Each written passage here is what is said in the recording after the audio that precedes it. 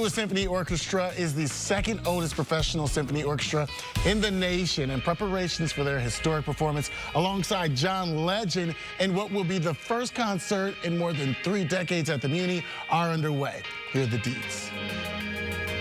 Heaven only knows, heaven only knows, heaven only knows, heaven only knows. Yeah. We're just 1 week away from two powerhouses joining forces on the stage at the Muny for what is sure to be an unforgettable experience. 12-time Grammy winner John Legend and the force that is the St. Louis Symphony Orchestra.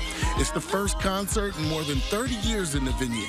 And I sat down with SLSO President and CEO Marie-Helene Bernard to discuss the details. Not only are we talking about the first concert since, 1991, but you got this massive name, John Legend, a great artist, and of course, the St. Louis Symphony Orchestra in its own right is equally as big. And so, talk to me about how this came to be. We had been talking to Muny about doing something together at the Muny, since the symphony is not at Powell Hall this season because the hall is being renovated.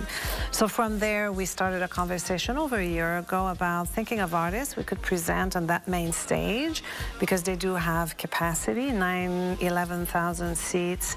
And from there was born the idea of co-presenting a famous artist with the orchestra.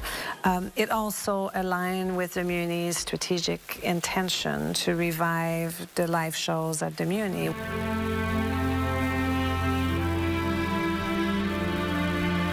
John Legend, A Night of Song and Stories with the St. Louis Symphony Orchestra, has a deeper purpose than just the performance. It's also about bridging the community together, regardless of age.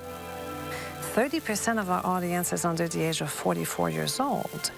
So this is engaging the next generation. And I think an artist like John Legend obviously draws music lovers from all ages. In turn, more people are going to find themselves exposed to the musicianship that the symphony has to offer. It continues to feed into expanding the symphonic repertoire and to really make the symphony accessible to all, just from a standpoint of their own experience. For us to partner with the Muny, a great partner, the Muny is a St. Louis tradition. There's nothing like it. And to participate in the kind of fabric of our community, to bring people together in an experience that's unique. And the Muny is unique that way. But the most important part of the show is going to be the end. When the curtain closes and the show is over, it'll be important for you to sit and truly take inventory of how you feel when the show is done. I want them to just leave like a wow, feeling grateful for the experience, feeling inspired by the music. I want them to want to come back to the Muny to experience other shows and come back to the symphony, to hear the symphony in different settings.